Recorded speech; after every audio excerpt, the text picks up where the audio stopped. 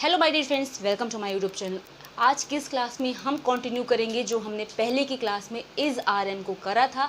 उसके आगे आज की क्लास में हम वॉज और वर से स्टार्ट करेंगे। अगर आपने वो क्लास मिस कर दी हो तो डिस्क्रिप्शन में लिंक है, वहाँ से देख लेना। जैसे कि आप सभी जानते हैं, हम बिल्कुल बेसिक से ग्रामर की क्लासेस ले रहे हैं जो आपके लिए काफ़ी हेल्पफुल रहेगी। तो क्लास को एंड तक देखना। अगर आप चैनल पर नए हो तो चैनल को सब्सक्राइब करके बेल आइकन प्रेस कर देना। विदाउट वेस्टिंग टाइम अपनी क्लास को स्टार्ट करते हैं। तो माय डियर फ्रेंड्स, आज की क्लास की शुरुआत करते हैं वॉज और वर से, क्योंकि फर्स्ट क्लास जो मैंने ली है उसके अंदर इज़ आर एम मैंने बहुत अच्छे से समझा दिया है। अगर आपने मिस कर दी हो तो डिस्क्रिप्शन में लिंक है, वहाँ से देख लेना। आज की क्लास में वॉज और वर डिस्कस करेंगे। वॉज और वर पास्ट टेंस के लिए यूज़ होता है, यानी जो चीज़ें बीत चुकी है आपके भूतकाल में उसको हम वॉज वर से बोलते हैं। अगर वाक्यों के अंत में, जैसे मैं कल गई थी, मैं कल गया था, या वो लोग गए थे, एग्जाम्पल के तौर पर था, थी, थे, जिन वाक्यों के अंत में आता है वहाँ पर वॉज और वर हम यूज़ करते हैं। अगर इन वाक्यों को हमें इंग्लिश में बनाना हो तो जो सेंटेंस का स्ट्रक्चर होगा वो इस तरीके से होगा कि सबसे पहले सब्जेक्ट आएगा। सब्जेक्ट होता है कर्ता, यानी जिसके द्वारा ये काम किया जा रहा है। फिर वॉज और वर, ये हेल्पिंग वर्ब जो मेन वर्ब की तरह काम कर रही है, ये लगेगी। और फिर लगेगा अदर वर्ड। OW का मतलब अदर वर्ड, अन्य कोई भी वाक्य हम इसके आगे लगाएंगे। जैसे कि हम लोग व्यस्त थे, हम बोलते हैं ना कि हम लोग बहुत व्यस्त थे, हम लोग बहुत बिजी थे, तो इसको हम इंग्लिश में कैसे लिखेंगे? हम लोग, जैसे कि मैंने आपको टेबल सिखाई थी, फर्स्ट पर्सन आई सिंगुलर के लिए और मतलब प्लूरल में वी हो जाएगा, तो हम लोग के लिए वी लगेगा। वी एक से ज़्यादा की बात हो रही है, प्लूरल के लिए हम वर लगाते हैं। वी वर बिजी, क्या हो जाएगा? We were busy. इससे आप बोल भी सकते हो, लिख भी सकते हो, ट्रांसलेशन भी कर सकते हो और आप बोल भी सकते हो। अगला है तुम, आप दुखी थे। अगर हम बोलेंगे तुम, तो तुम के लिए सेकंड पर्सन सिंगुलर और प्लूरल दोनों में यू लगता है, तो यू के साथ हमेशा प्लूरल ही लगेगा। यू के साथ कभी भी हम सिंगुलर वॉज नहीं लगाते। यू वर सैड या फिर अनहैप्पी, दोनों का मतलब दुखी होता है। थर्ड देखो, वे लोग सभ्य थे। वे के थर्ड पर्सन के लिए यूज़ करते हैं प्लूरल में दे को हम वे कहते हैं, तो दे वर सिविलाइज्ड या कल्चर्ड। सभ्य को क्या कहते हैं इंग्लिश में? कल्चर्ड या फिर सिविलाइज्ड कहते हैं। अगला देखो, वह अशिक्षित थी।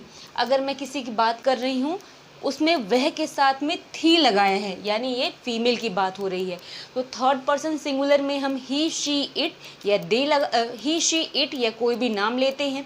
तो वह अशिक्षित थी, वह हिंदी में अगर महिला के लिए बोल रहे हैं तो वह, पुरुष के लिए भी वह बोलेंगे, बट अगर फीमेल इंग्लिश में बोल रहे हैं तो शी, मेल के लिए बोल रहे हैं तो ही। तो वह अशिक्षित थी, शी वॉज अनएजुकेटेड। इस तरीके से आप कोई भी वाक्य जो था, थी, थे से थे, वॉज और वर की हेल्प से बना सकते हो और बोल भी सकते हो। अगर मैं इन वाक्यों को नेगेटिव सेंस में बोलूँ, यानी कोई वाक्य जिसके अंदर नहीं आ रहा है, नेगेटिव सेंटेंस बनाने हो, तो जो सेंटेंस का स्ट्रक्चर होगा क्या होगा? सब्जेक्ट वॉज और वर, फिर नॉट, फिर कोई भी अन्य वाक्य आएगा। जैसे कि मैं तैयार नहीं था, मैं बोलती हूँ कि मैं तैयार नहीं थी, या कोई बोल रहा है कि मैं तैयार नहीं था, तो क्या हम लिखेंगे? सबसे पहले ये जो सब्जेक्ट है मैं के लिए आई लगेगा। आई, एक आदमी की बात हो रही है तो वॉज लगेगा। आई वॉज नॉट रेडी, क्योंकि आपको करना क्या है? सबसे पहले सब्जेक्ट लिखना है, फिर वॉज और वर, फिर नॉट, उसके बाद अन्य कोई भी वाक्य को या फिर अन्य कोई भी वर्ड को। अगला देखो, हम लोग दोषी नहीं थे। जैसे बोलते हैं कि हमारी कोई गलती नहीं थी, हम लोग दोषी नहीं थे, तो क्या होगा? वी, हम लोग के लिए वी लगेगा क्योंकि एक से ज़्यादा है, फर्स्ट पर्सन प्लूरल की बात हो रही है।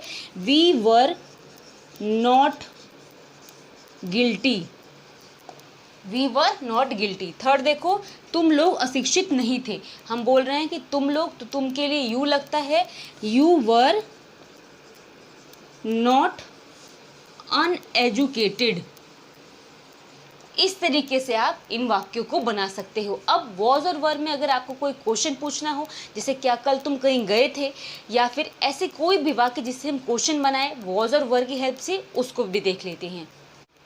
अब देखो, अगर मैं इंटेरोगेटिव यानी क्वेश्चन पूछने वाले वाक्य बनाऊं वॉज और वर की हेल्प से, तो क्या होगा स्ट्रक्चर? वॉज और वर उठा के पहले लिख दो, फिर सब्जेक्ट हो जाएगा, फिर कोई भी अन्य शब्द को हम लिखेंगे। जैसे कि क्या मैं व्यस्त था, मैं पूछ रही हूँ क्या मैं बिजी थी उस दिन, अगर मैं ये बोल रही हूँ क्या मैं उस दिन व्यस्त था, अगर कोई पूछ रहा है तो कैसे लिखोगे? क्या से हम WH फैमिली का यूज़ नहीं कर रहे, क्यों? क्योंकि अब जब हम was were is are am shall be will be से जो क्वेश्चन पूछते हैं उसका आंसर हमेशा येस या नो में होता है। लेकिन अगर हमने व्हाट, हाउ, हु, वेयर ये सारे क्वेश्चन WH फैमिली से पूछे तो उसका हमें उत्तर देना होता है, यानी जवाब देना होता है। तो अगर मैं बात करूँ क्या मैं व्यस्त था, तो इसका होगा वॉज आई बिजी। बस इतने से में आपका क्वेश्चन बन गया। दूसरा देखो, क्या हम लोग दुखी थे, क्या हम लोग दुखी थे, हम की बात हो रही है तो वर वी सैड, क्या हम लोग दुखी थे, ये हमने बना दिया। क्या वे लोग नाविक थे, नाविक कौन होते हैं? जो नाव चलाते हैं, उनको इंग्लिश में क्या कहते हैं? सेलर कहते हैं। तो क्या वे लोग नाविक थे, इतने बड़े क्वेश्चन को कैसे बनाएंगे? क्या से हमें कोई मतलब नहीं है, थे लिखा है तो वॉज और वर की हेल्प से बनेगा। तो वर, वे लोग के लिए क्या यूज होता है? दे, वर दे सेलर्स, पूरा क्वेश्चन बन गया। इसी में अगर हमें नेगेटिव बनाना हो, अगर हम क्वेश्चन पूछ रहे हो वो भी ना के सेंस में, कैसे बनेगा? वॉज वर आएगा, फिर आएगा सब्जेक्ट, फिर नॉट, फिर कोई भी अन्य वर्ड आएगा, ठीक है। जैसे कि क्या मैं तैयार नहीं था, ठीक है। अगर कोई पूछ रहा है कि क्या मैं रेडी नहीं था, तो क्या होगा? Was I not ready. अगला देखो, क्या हम लोग उपस्थित नहीं थे, क्या हम लोग उस दिन प्रेजेंट नहीं थे। कभी कभी हमें बोलना होता है तो कैसे लिखेंगे? वर वी नॉट प्रेजेंट, ये बन गया। उसके बाद है क्या तुम असावधान नहीं थे, जैसे हमें किसी को बोलना हो तो क्या हम करेंगे? तुम की बात हो रही है तो क्या होगा? Were you not careless. आपका ये सेंटेंस बन गया। तो इज, आर, एम, वॉज और वर बिल्कुल क्लियर कर दिया। अब बचा है शैल बी और विल बी, उसे भी देख लेते हैं। अब देखो, हम बात करेंगे शैल बी या विल बी की। अगर फ्यूचर में कोई चीज़ होने वाली है, जैसे कि मैं जाने वाली हूँ, मैं जैसे कि होगा ना वो जाएगी, वो जाएगा या वो जाएंगे, ऐसे कोई भी चीज़ जो फ्यूचर में हैपनिंग होने वाली है उसके लिए हम शैल बी या विल बी का यूज़ करते हैं। जिन वाक्यों के अंत में गा, गी, गे यानी जाएगा या खाएगा, खाएगी, खाएंगे, इस तरीके से गा, गी, गे अंत में आता हो उसमें शैल बी या विल बी का हम यूज़ करते हैं। सब्जेक्ट का जो सेंटेंस का स्ट्रक्चर होगा, सबसे पहले सब्जेक्ट आएगा, फिर शैल बी, विल बी, फिर कोई अन्य जो वर्ड होता है वो ये हम लिखते हैं। अगर हमें बनाना हो इस सेंटेंस को, हम लोग उपस्थित रहेंगे, हम मान लो आपके यहाँ कोई कार्ड आया शादी का और आपसे बोला कि ज़रूर आना, तो आप क्या बोलेंगे? हम लोग ज़रूर आएंगे, हम लोग ज़रूर उपस्थित रहेंगे। तो कैसे लिखोगे? हम लोग के लिए वी शैल बी प्रेजेंट। अब आप शैल बी भी लगा सकते हो या विल बी भी लगा सकते हो।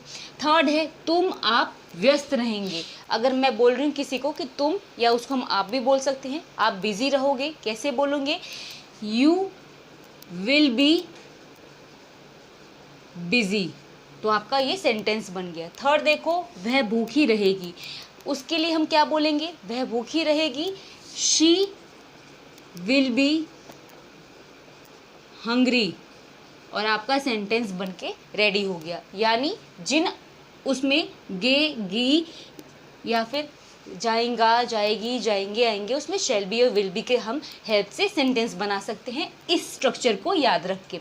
अगला देखो, अगर इसी में नेगेटिव सेंटेंस हो यानी नकारात्मक हो तो सब्जेक्ट शैल, विल, उसके बाद आएगा नॉट, फिर बी लगेगा, फिर अन्य कोई भी वर्ड लगेगा। जैसे कि तुम लोग दुखी नहीं रहोगे, अगर हम बोलेंगे कि तुम लोग दुखी नहीं रहोगे तो तुम लोग के लिए यू पहले सब्जेक्ट है, यू विल या you shall not be sad या फिर अनहैप्पी, आप कुछ भी बोल सकते हो। इस स्ट्रक्चर की हेल्प से आप विद इन अ सेकेंड बना सकते हो। वीना अभिनेत्री नहीं बनेगी। एक लड़की है वीना, उसको बोला जा रहा है कि तुम हीरोइन नहीं बन सकती। कैसे लिखेंगे? Veena will not be an actress. इस तरीके से आप शैल बी और विल बी की हेल्प से पॉजिटिव नेगेटिव बना सकते हो। तो ये छोटी सी क्लास यहाँ पे फिनिश हो रही है, जिसमें हमने वॉज और वर और शैल बी विल बी की यूजेस सीखी। और अब हम आगे क्लास में, नेक्स्ट क्लास में डिस्कस करेंगे इसके आगे का। अगर आपको क्लास समझ में आई हो तो प्लीज़ वीडियो को लाइक कर देना, चैनल पे नए हो तो चैनल को सब्सक्राइब कर देना। अब हम मिलेंगे अगली क्लास में, तब तक के लिए थैंक्स फॉर वॉचिंग।